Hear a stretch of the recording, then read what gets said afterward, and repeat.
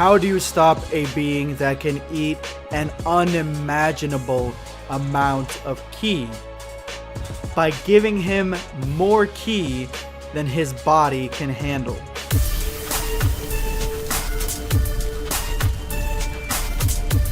Prepare yourself, Dan Saiyan. If you are new to the channel, make sure to hit the subscribe button and turn on notifications. That way you never miss a video. These are today's hashtag end of video squad winners. If you would like to join them, make sure to watch till the end of this video. Drop your comment with the hashtag end of video squad for a chance to be featured in my next video. The trend has already started on YouTube. There are a ton of videos talking about Moro versus Broly, how that situation would play out.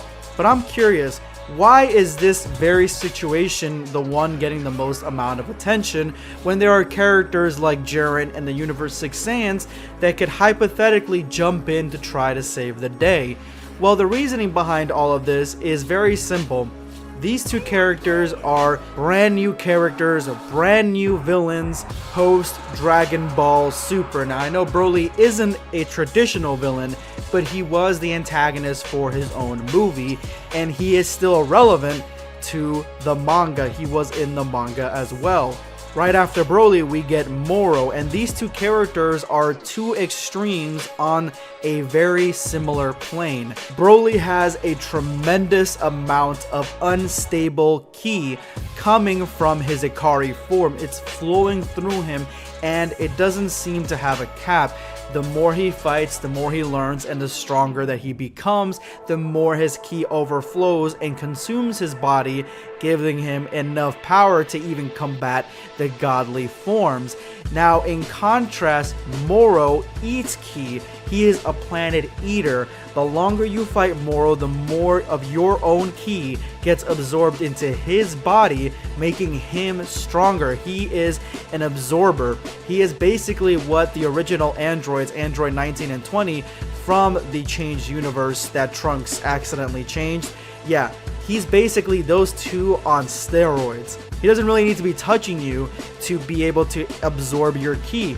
He just got to be in the same vicinity as you. So these two are on the same plane. They both deal with ki.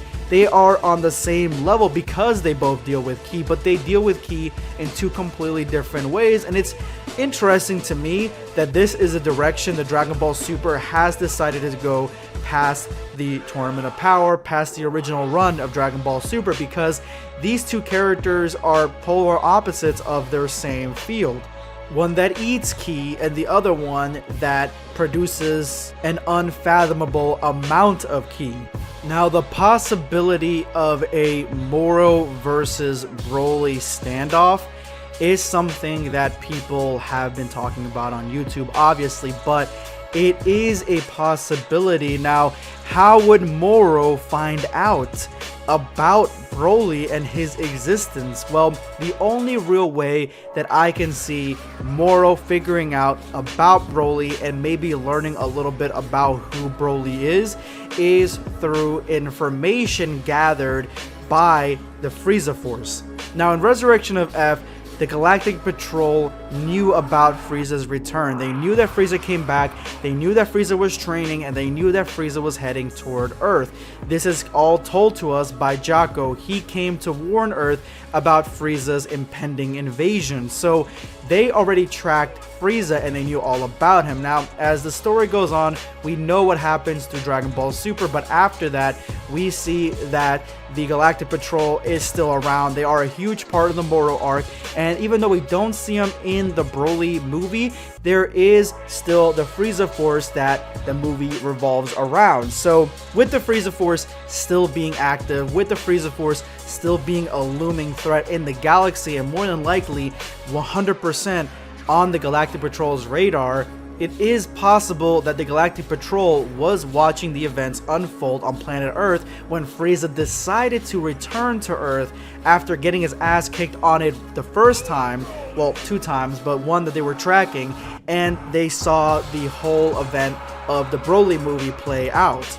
Now, there are many ways that the Galactic Patrol can get the information as to where Broly is at, and it all comes from the Frieza Force. The Frieza Force would know where planet Vampa is, so if the Galactic Patrol infiltrated the Frieza Force at some level to keep them at bay, then yes, it is a possibility they would know where planet Vampa is, and seeing as how the convicts broke out of the Galactic Patrol prison and took over several crafts and are now at war with the Galactic Patrol, it is possible that they figured out where planet Vampa is and that there's a being there with uncontrollable and huge amounts of ki. This feeds into Moro completely. Moro, he cares about fighting these guys and putting them in their place. He's a bad guy, almost mustache twirling at some level, but if you really look at him and what he says and the dialogue that he has, he's hungry. That's basically it. He wants to eat everything. He's basically Majin Buu, Fat Buu, when he was trying to eat everybody and make them into chocolates, except on a galactic level. He's trying to eat planets and people's ki, and he would want to even savor that possibility by letting fights draw out a little bit more. That way he's got a better seasoned meal for himself. Now, Moro already has fought Goku and Vegeta. Of course, Goku's going to come back with Ultra Instinct, so we don't really know how Moro's going to react to seeing the ki from Ultra Instinct, and that's going to be something that's going to tell us a little bit more about the manga's version of Ultra Instinct, and we don't know what abilities Vegeta is going to come back with, but Moro was impressed with the God Ki coming from both these Saiyans, but he still ended up defeating them. So at the end of the day, even though he was impressed, he still ended up washing them, and now he's not really that interested anymore, but he is interested in the food sources on Earth, the beings that have high ki levels, the beings that are strong. He wants to eat them, so he's probably gonna save Earth for a while to like let it fester, and that way he can let it cook a little bit more, and then he can eat the ki that is left behind that's nice and weakened for him to eat. Broly to Moro is the perfect delicacy. It is the perfect meal. It is a meal that has never-ending potential of ki. So he wouldn't absorb all of Broly's ki right away.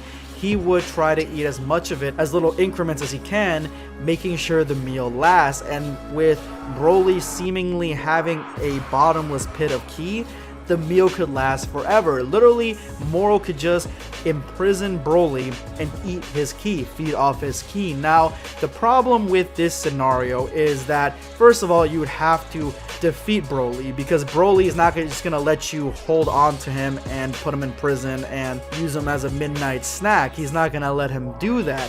He's gonna fight back. He's gonna fight back against Moro. But if Moro threatens maybe Chilai or Lemo, even Planet Vampa, maybe Broly just comes along with him if he doesn't go totally insane.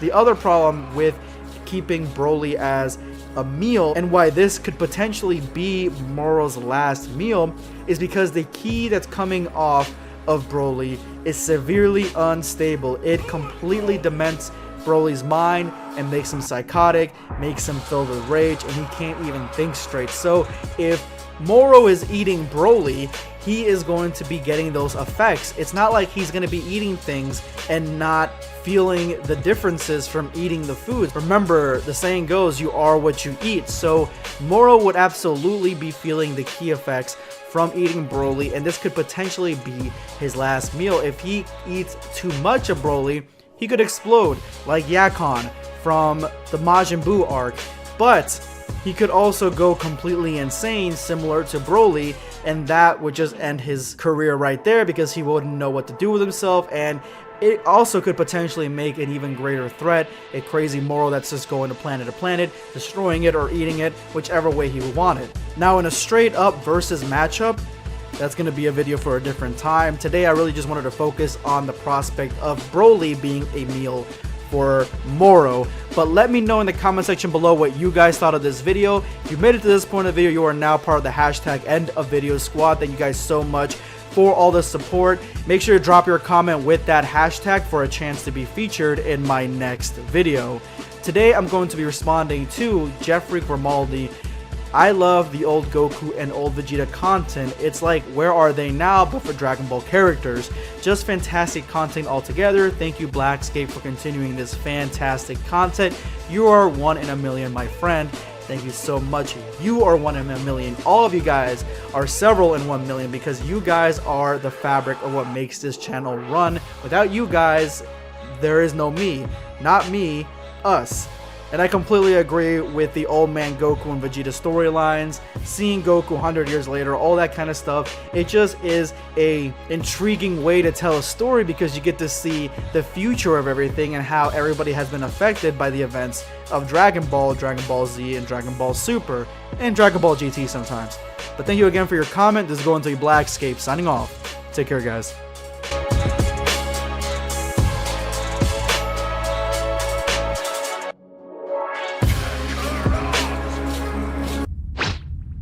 Subscribe for more content. Or perish.